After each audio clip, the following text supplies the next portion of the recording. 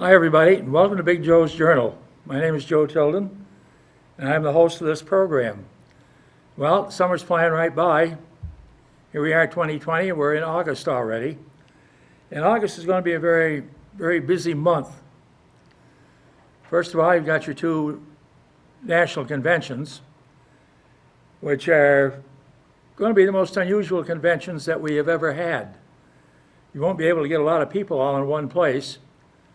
And I know the Republicans, they've originally were scheduled for Charlotte, North Carolina. Then they moved to Jacksonville, Florida. And I guess they're going to have two convention sites. And where the nominee will give his acceptance speech, that hasn't been determined. The Democrats will be meeting in Milwaukee on the 17th of August. That's the starting date for the Democratic Convention. And, well, we'll see what they do. Excuse me here. We will see what they do and how they handle the situation. Three parts of the puzzle are already in place. The only question left open is who the Democratic vice presidential nominee is going to be. And right now, there are approximately 5 or 6 potential candidates. I think Biden will be picking a woman of color, obviously. The importance of that is that many of the voters in 2016 couldn't swallow Hillary. And the result was they stayed home, sat on their hands. But with voting by mail, we're experimenting on it in the primary. And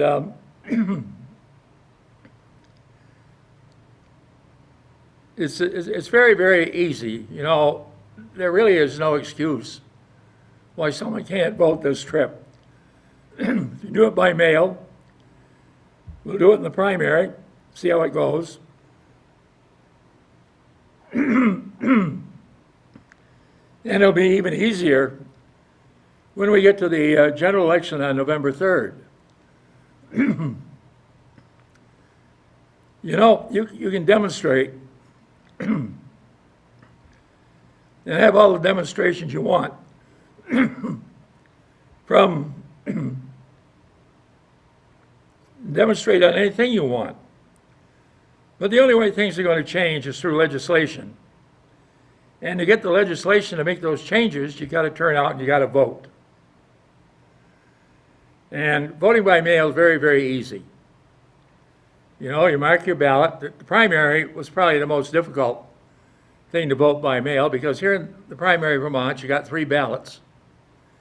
You took the 2 that you weren't going to vote, put it in a separate envelope, put it aside, took the ballot that you were going to vote on, did your voting, filled out the questionnaire on the back of that particular envelope, put your ballot in that one, that's the one that counted, put them both back in the master envelope, mail it in.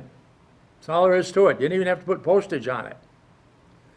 And it's going to be even easier when we get to the general election. You're going to have your one ballot with your candidates.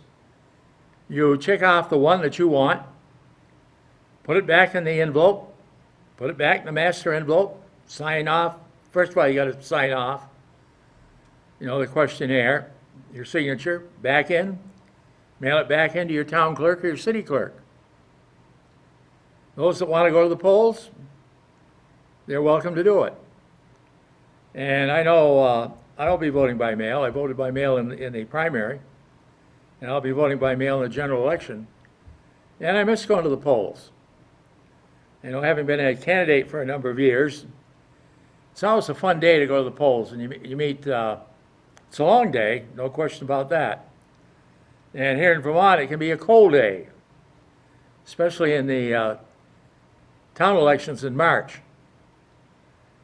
But it's always great to meet people. Probably that's the only time you're going to see them, is when they come to the polls to vote. And unfortunately, we won't have that opportunity this year. But it makes it a heck of a lot easier. And it takes the excuse that, well, I couldn't get there because of this or because of my job or so forth. Vote by mail, you've got it done. Already the incumbent in Washington is already making excuses saying voting by mail, all kinds of fraud, all kinds of cheating. Well, you know, you kind of have to laugh at that because if anybody would cheat, it would be him. And what happens by voting by mail, he's not going to be able to have his goon squad go out and intimidate some people from going to the polls and so forth. He'd be voting at home, he'd be dropping in the mailbox. Now, his Postmaster General, of course, is one of his big contributors. And there has been rumor that directives have come down from the Postmaster General, which has slowed down the delivery of mail. Well, of course, naturally, he denies it. Anytime the current administration's got something crooked going on, which is most of the time, they will deny it, and they'll try to blame somebody else.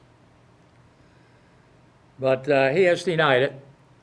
But even so, voting by mail, more people are going to vote. People that normally wouldn't show up because of old age or because of being afraid of being intimidated and so forth.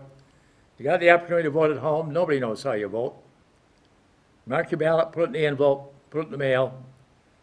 There you go. And the importance of voting, it makes our democracy alive. As I've said many, many times, democracy is not passive. Democracy is active. You have to get involved, either as a candidate, as a worker or supporter of a candidate. The most important thing is that you participate by your voting, picking the candidate that you want. And hopefully, there won't be many offices that are going to go uncontested. Every office up for election should have a contest. You know, when you don't have a contest, people say, well, we're satisfied with what's going on. And that might be so. But it's also a possibility that nobody on the other side wants to step up and be the candidate. Maybe you got to take one for the party. Sometimes you have to do that. And sure, it means losing the election, but at least you get out there and give it your best shot. Then you never know. There can be a huge upset.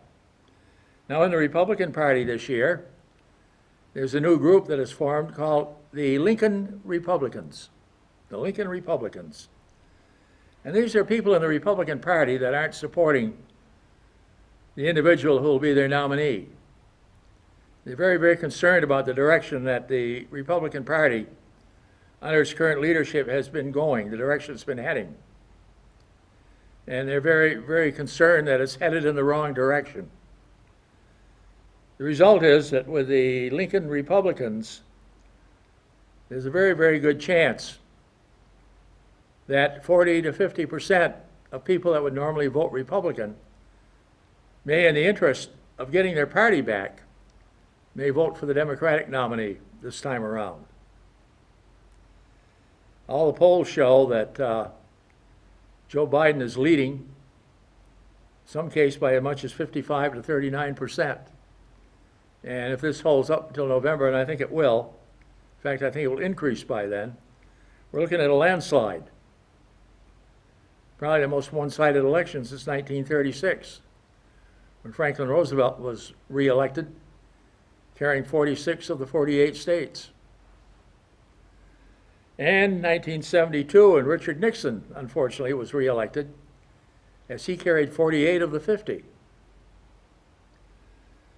So we'll have to wait and see. I don't think it'll be that much of a landslide, but it will be a big one. I think probably it'll be something like 40 to 10 or 41 to 9, maybe even 42 to 8. There are some states, particularly in the South, who still think they're still fighting the Civil War, will support der Führer.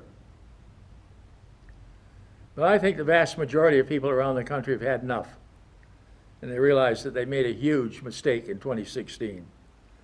2016, in my opinion, we had the worst choice of candidates probably in the history of the country, in the Republican nominee and also in the Democratic nominee. You had two candidates that the vast majority of people in this country didn't trust. And you kind of had to flip a coin, say which obnoxious candidate are you going to vote for? And unfortunately, while one candidate won the popular vote by 3 million votes, the minority candidate got the electoral votes.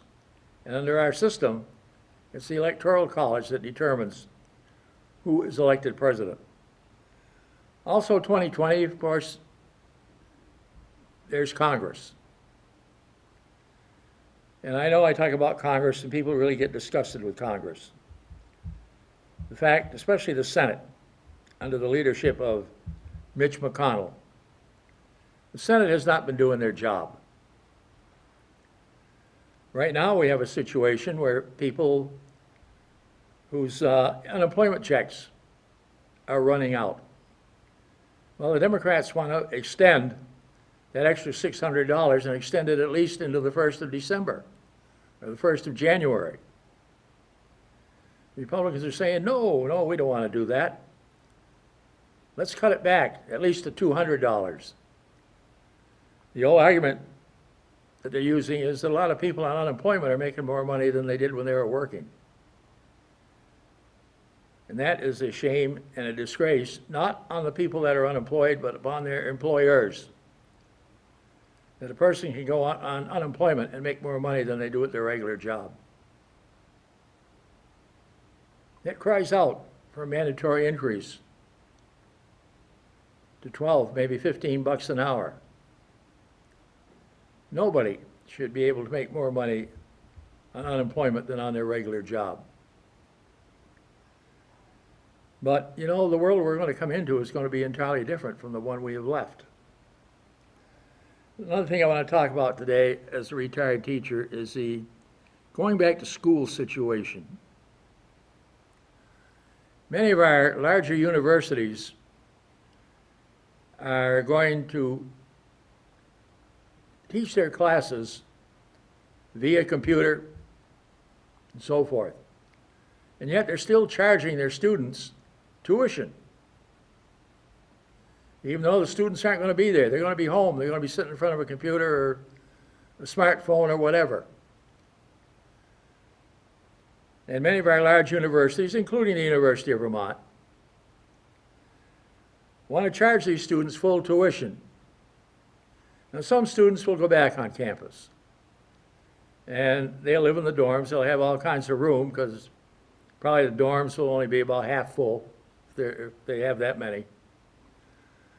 I know there are a lot of students using the old argument, well, we stay home, we're missing the college atmosphere. And I can sympathize with them on that. Learning doesn't take place on a computer, regardless of what your level is, what's your grade level, your high school level, your college level. True learning and inspiring students, and that's what a teacher has to do, to plant the desire in the student, the desire to learn more, the desire to do more research, the desire to move ahead, to look at the matter being presented to them and to investigate it further. And that inspiration doesn't come from somebody talking to you through a TV screen or a computer screen or a smartphone screen. It comes to you by person to person, teacher to student. And that is at any level, be it your college, your high school, your grade school. The most important factor in education is that person-to-person relationship between the teacher in the classroom and the student. Well, it's pretty obvious. You can't have a full classroom of kids. Some of our schools just aren't equipped to handle it. You're going to have an improved air ventilation. And how many of our schools, you go in the classroom, that air can be really stifling. Especially on a warm day, you know, you can open the windows, but even then the room is still warm because you've got so many bodies in there. An ideal place to spread this coronavirus? Well, the governor said he wants schools open by September 8th. And your school district is saying, well, how are we going to do it? 2 days in the classroom? 2 days out? Are we going to have half come in Monday and Tuesday and the other half come in Thursday and Friday? And Wednesday will be a day when you sanitize the place after the Monday-Tuesday group. Saturday, you sanitize the place after the Thursday-Friday group. Well, it's better to try it that way than to have the kids at home all the time just trying to learn by watching a computer.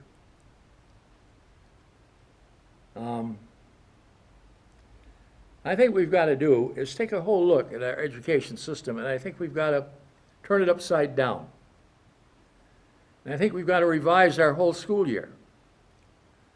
The school year would begin the middle of March, and it would run through until around the end of November, first part of December.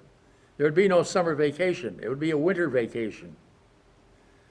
Because more and more, as learning is going to continue, and to have that teacher-to-student relationship, you're going to have a lot of classes outdoors. Your biology classes are going to be some work in the classroom, but the vast majority will be out in nature, visiting wetlands, visiting fish hatcheries, if you will, and other places where these kids can learn, see it in action, not read about it or see it on film, but actually see it in action. See how these fish hatcheries work, how Lake Champlain is stocked, how brook trout are raised and stocked. The concept of learning is going to go from part-time classroom to part-time out in nature itself. For a history teacher, in this area, we've got all kinds of historical facts. Lake Champlain is a very strong historical thing. You have Fort Ticonderoga, okay? You have Mount Independence in Orwell, originally known as Rattlesnake Mountain. You've got the Hubbard Battlefield, where the only revolutionary battle on record that we know of that was fought on Vermont soil was at Hubbard. You have the Battle of Bennington, which was actually fought in Hoosick Falls, New York. You've got the National Cemetery in Saratoga, where so many of our soldiers that fought in the Revolution in the War of 1812 and our succeeding wars are buried. Here in Rutland at Evergreen Cemetery, there's a whole section of soldiers that served in the Union Army that are laid to rest in Evergreen Cemetery. A few years back, there was a program underway which all new gravestones, headstones were put in for these veterans that served in the Civil War. Here on West Street, we have a cemetery where we have many, many graves of people that served in the American Revolution. All these things are available. But of course, you can't go in the wintertime, which is why you've got to flip-flop the school year. Why you've got to revise it and go, say, from March into late November, early December. Will this happen? Well, probably not in my lifetime. But I think you've got to look at it as this coronavirus is going to flip-flop everything around. There's a way we're running education now just isn't going to work. I know when I was a kid, World War II, we had school 3 days a week. Monday, Tuesday, Wednesday, Thursday, Friday, we were always out on some sort of victory drive, either collecting paper or collecting rubber or collecting fat. When I say, well, how do you get fat? Well, back in those days, you didn't have the dishwashers that you have today. You had a dish pan in the sink with hot water and dish detergent. And around the side of that dish pan, there was also a ring of fat. And what your housewife would do is to scrape that up, put it in the pail. And when you had your fat drive, which was every third or fourth week, I can't remember now, you go around and collect that.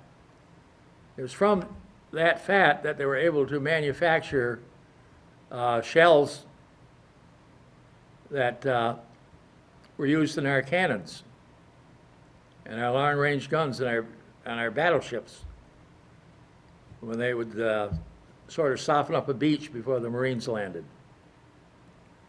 The glycerin in the fat was what was used in manufacturing the explosive, which made it important.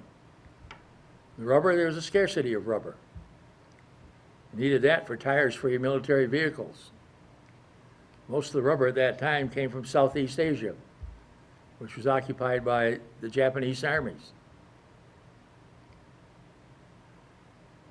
So I had 3 days a week, but it was 3 days in the classroom with a teacher. And the way this thing is going to work, 2 days in the classroom, 3 days out. Now you're going to get the equivalent of 180 days of classroom instruction in that way. Not really. You're going to have to go into the summer.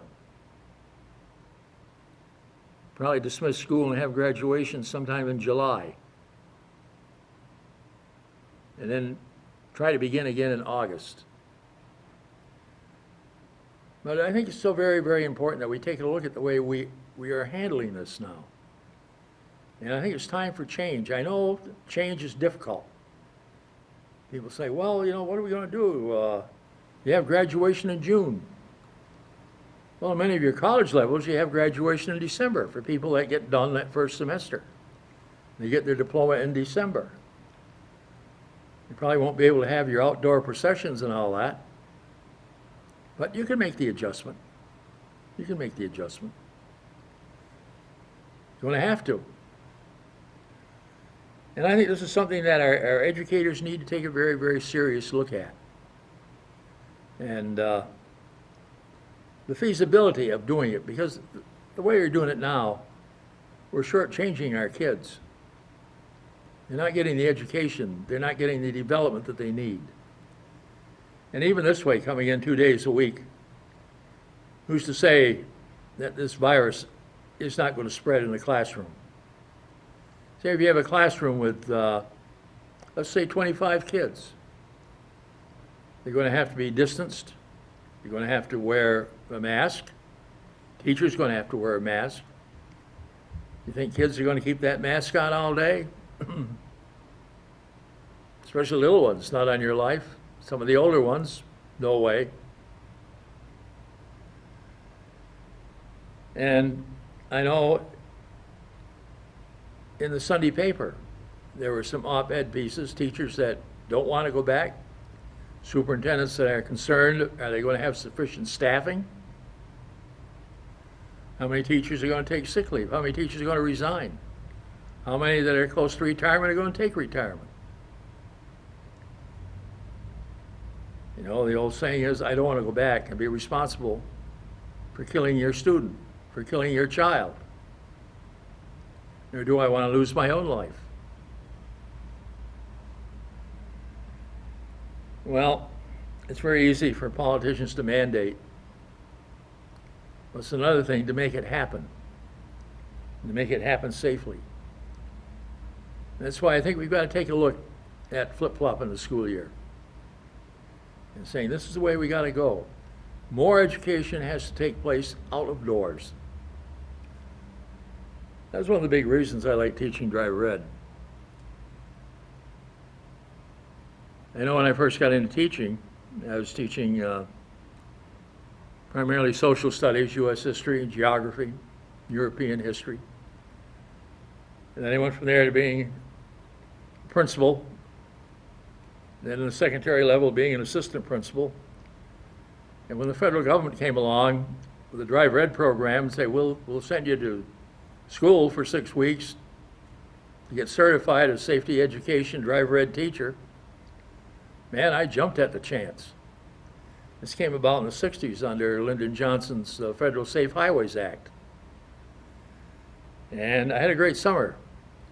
6 weeks at the University of Vermont, all paid for by the federal government. Meals were great, the lodging was great. And a lot of people took advantage of that. But the beauty of driver ed, even though I worked year round, was the ability that you're able to work with the students one-on-one, and you'll be able to work with them outdoors. You know, you have classroom, you have 30 hours of classroom. You can do that, but most of the day, you're out with the students. And as a driver ed teacher, you probably get to know the students as well as the guidance counselor, maybe even better. Because when I had students driving after school or in the evening, I used to let them drive home. And you'd meet their families and so forth. You'd be able to see, you know, where they're coming from, what their circumstances are. And, you know, it worked out well. Well, now there's some question with kids that want to get every kid wants to get a driver's license when they're 16. They're going to be able to do that now. Because it's virtually impossible to have that 6-foot extension inside an automobile. Because the instructor has to be in the front seat with a student. You can wear a mask, but there won't be able to be that separation. And when you bring other students, say, when you go out, you usually want to have 2 or 3 students, you know, in the car. One drives, 2 in the back seat at least. Then you switch off. And it's going to be very, very difficult to do. In fact, I spent a number of years as an officer of the Vermont Driver Ed Association, VDT-SCA, Vermont Driver and Traffic Safety Education Association. And I was secretary, a vice president, and I was president for a number of years. And during the time I was president, I spent a lot of time testifying for the legislature. And while I was president, we raised the drinking age to 21 with the cooperation of the Department of Public Safety. We imposed the mandatory child safety seats, so forth. A lot of people don't like now, but hopefully it saves a number of lives, especially of infants and young children. And pushed a number of other things while I was president there, and I'm rather proud of that legislation. But the point is that I'm kind of getting off track a little bit. The point is we've got to take a look at how we're doing it, and it's time for change. This epidemic has changed entirely the way we live and the way we're going to live in the future and the way we're going to function in the future. This is a massive turning point for civilization, for humanity, and how it's going to work. And we have to say, how are we going to cope with this? This isn't going to go away. You can have vaccines from now till hell freezes over, but this is not going to go away. It's here, it's going to stay. We're going to get it under control, that's for sure. But we're never going to get rid of it. We've got to learn to cope with it and how we're going to deal with it and how we're going to cut down on the humongous death toll that this has taken. I mean, people pride themselves, their states pride themselves, well, we only had 100 people die today. Man, that's you know, that just is not acceptable. But it is happening. And it continues to grow and grow and grow. And the prediction now is before we get this thing under control, we're looking at 20,000 more, at least, of people dying. Right now in the United States, we're up over 150,000 people just since March. Just think of that. And this is definitely going to cut down on the population in this country. But education, very, very important at all levels. And we've got to take a very, very, very serious look at it. At our university level, are they right charging tuition when the students aren't there? Of course not. It's a ripoff. And I understand that there are a number of lawsuits that have been filed by students that are saying, we're not getting the benefit of a college education, why should we pay for it? Why should our parents pay for it? And it's a very good and a very, very strong argument. Well, I see the old clock ticking down. Time is running out. May Almighty God in His infinite wisdom continue to bless these United States of America God bless you. Stay healthy. And be with us all next week. God love you. We'll see you next week.